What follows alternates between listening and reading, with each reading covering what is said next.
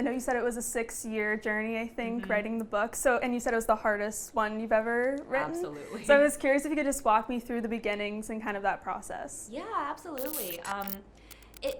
The story had been in my head for a really long time, and I had bits and pieces of it, but I didn't know what magic to put in it. It's an urban fantasy, and when I first started, I didn't have the fantasy element, and I was struggling to find something to symbolize some of the themes that I knew I wanted to talk about. It's a book about power and ambition and all of that. So the earliest draft of it was from 2019, in the before times, before the pandemic, and I didn't. And if you read it, it read like contemporary fiction. And it took me several years before I figured out that alchemy was the missing magic symbolism that I needed for the story. And that came from a summer course that I took at Oxford, where I was able to go in their libraries and pick off an alchemy book off the shelves, and that was the missing piece of it. But it took me a long time to figure out. Because the adult voice was so different from YA, which is what I'm used to, and so all of that contributed to a really long gestation period. Yeah, I wanted to ask you about that, the transition from YA to adult, because you have so many great books. I read Legend back when I was 13. Thank you. And now I feel like I've grown up with your books, so I'm curious what that transition was like. It was very difficult. I feel like when I first started writing Red City, I didn't have a firm grasp on what exactly it was that makes YA different from adult. And so my earliest drafts I would send to my agent, and she would keep sending it back to me, and she would say, this is YA, this is YA. And I was like, I don't understand. And she's like, it's a voice, it's a perspective. And over time I kind of started to realize that, in YA, everything feels very immediate. Like the limitation that you have on the perspective of the main characters, because they're so young, means that everything is happening right now. Like they haven't lived long enough to be able to reflect back on something. So all of it is very like, this is what's happening to me right now. This is how I'm feeling right now. And that's why YA feels so refreshing and so immediate. And the pacing reflects that in YA. And then in adult, suddenly you're dealing with characters who are going to see the ramifications of a decision through an entire life, or it might ripple out to the wider world and other characters. And I had gone into Red City wanting that scope, but I didn't really understand how to work with that. So it took me several years to get to that point. Amazing. And I was curious what ideas you were grappling with and processing. I know you mentioned power, and of course there's so many themes in this book. So I was curious what you, in your own words, what you were grappling with while you were writing it. Yeah, at its heart, I would say Red City is a love story, but it's a love story with all the thorns attached to it. So it's not just romantic love, it is familial love. It is love for yourself, and what you're willing to sacrifice for the people that you love. It is toxic love. There is an exploitation of love in the story, of characters that are too blinded by love or too starved of love to see it. I wanted to talk about all of those different variations on love in the wider construct of what is happening in their world. And it's a book that tackles themes about class and about ambition and what we're willing to give up in pursuit of those things, and so all of that kind of wrapped together into what was a very kind of complicated and thorny tangle for me to figure out. Yeah, definitely. And I was curious kind of what made you want to do that really, really slow burn. I love a slow burn. Yay. And I was curious kind of, why you chose to like have them confess their love when they did, and why they kind of didn't confess their feelings sooner. Yeah, absolutely. There's a really great Shel Silverstein poem that I'm just going to paraphrase, but it's about two people who were like, she was blue and he was blue, and then they both hid it from the world, and then they walked right past each other while they were searching for other people like themselves, and never knew that they had found each other, actually. And I think Sam and Ari are very much that. They're two young people who come from difficult circumstances and are trying to make their way in the world, trying to find their place, and they're very lonely. So they only have each other, but because they're so afraid to lose each other, they never really are brave enough to show each other their true selves. And ironically, that's why they lose each other. And I wanted them to go through that entire arc of finding themselves before they are able to find someone else. And for me, that's what I love about a slow burn as well. I love seeing characters kind of grappling with themselves and how they feel for someone else and why they can't share that with that person.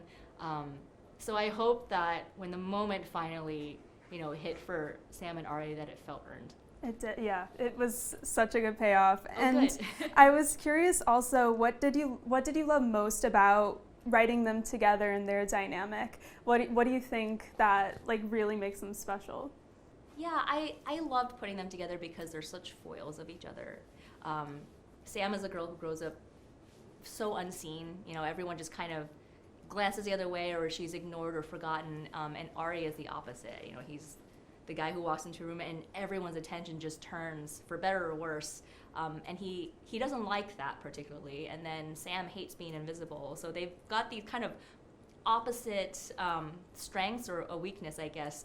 And they're both kind of envious of the other for being that opposite. So it was always very fun to put them in the same room and see what would happen when they have these kind of opposite dynamics. Definitely. And I I thought I saw you mention that Ari wasn't in the first drafts originally. Right. I was curious kind of why you felt like you needed to add him in, and kind of that process and where the story kind of started originally. Yeah, there were a lot of things missing from the early drafts. The earliest draft was more of a solo mother and daughter story, and it was pretty contemporary. It was Sam and her mother. And I just felt like, in addition to the magic system being missing, there was something else missing from the story to make Sam's story feel whole. And at the time, Ari, so I went actually back to my early drafts recently. Ari was in the story, but he had a different name and he had a completely different role and personality. He was a side character. And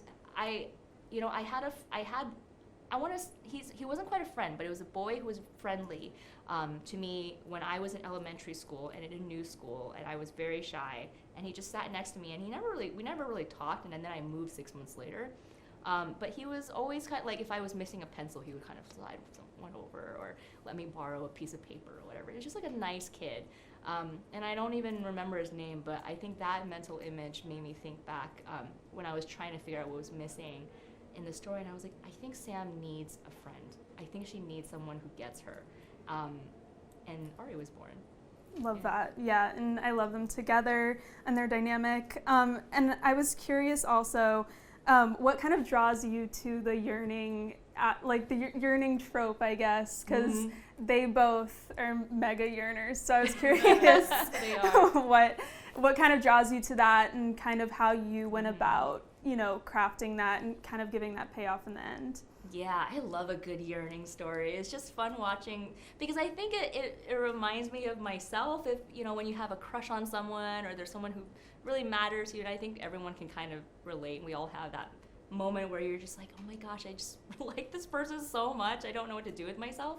I wanted to put that feeling in with Sam and Ari, and that kind of frustration where you're just like, just kiss each other, just talk to each other. You just want to push them together.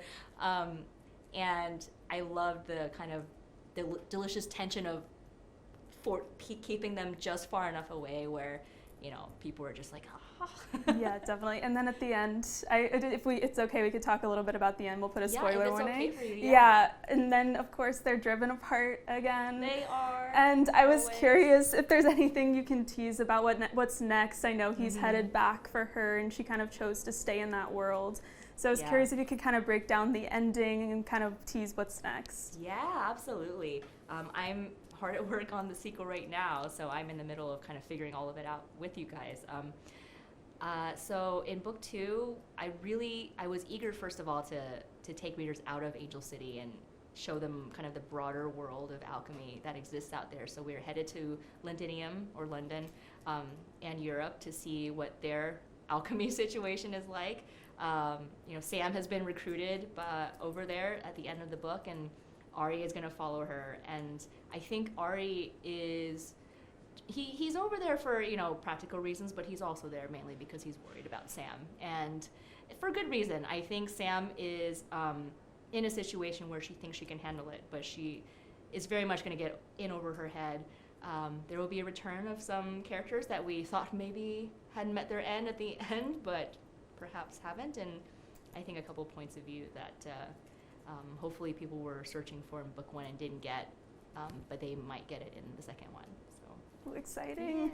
Yeah. And speaking of, I was curious if you think, can Ari and Sam ever fully trust each other again? Mm-hmm. I mean, she's taking her head now.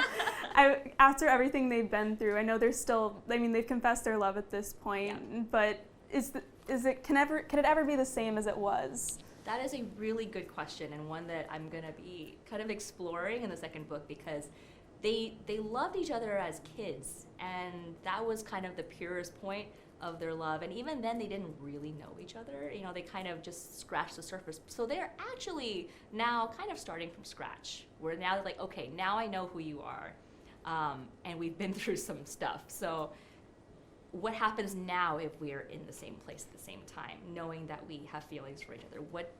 How do we connect again?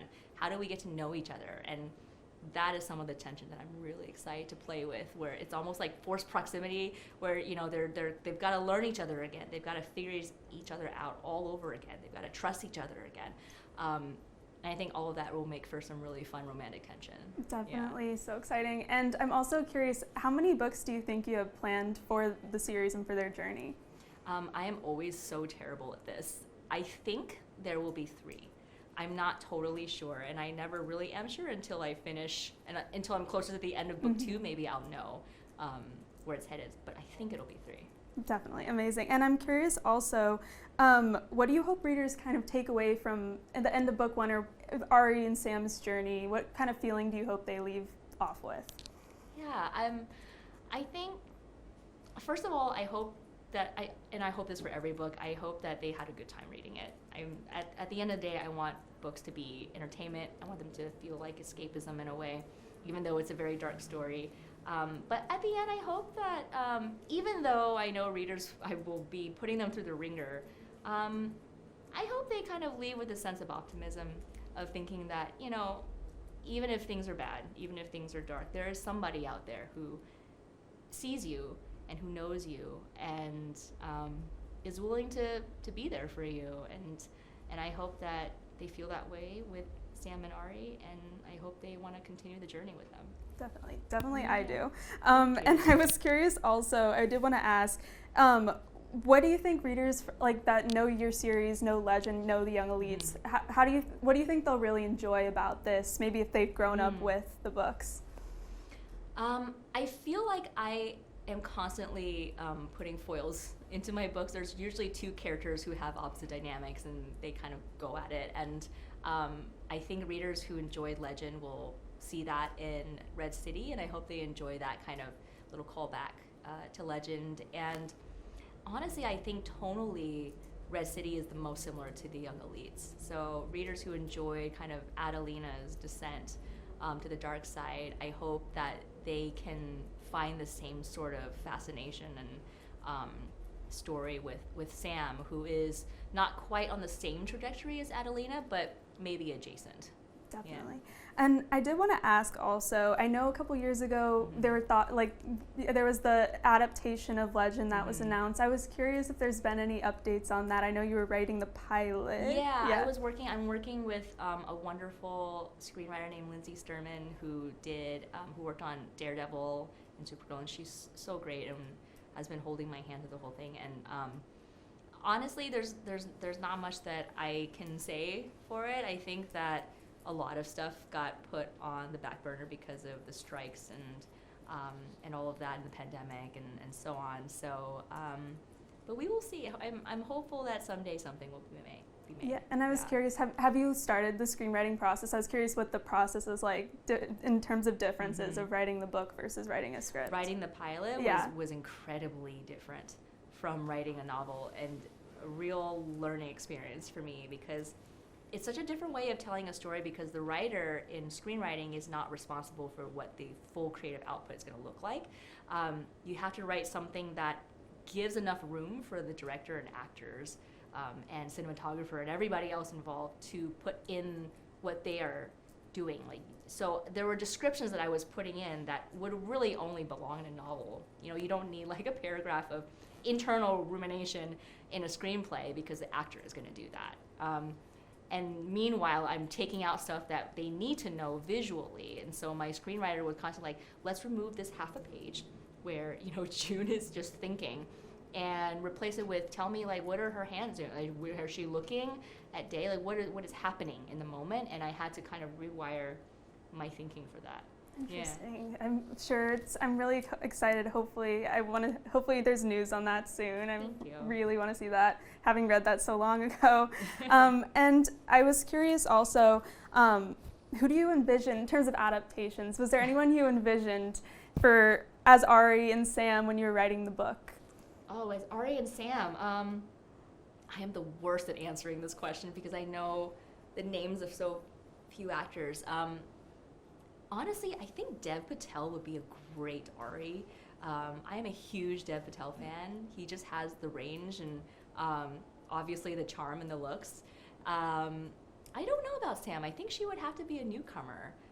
I haven't seen anyone that I can think of who matches what Sam looks like in my head, so I would be super curious to see who that would be. Yeah, and I think that would fit with her personality, I think, and with the kind of Yeah. fading into the background, because I guess you don't want anyone too like noticeable or recognizable. Right.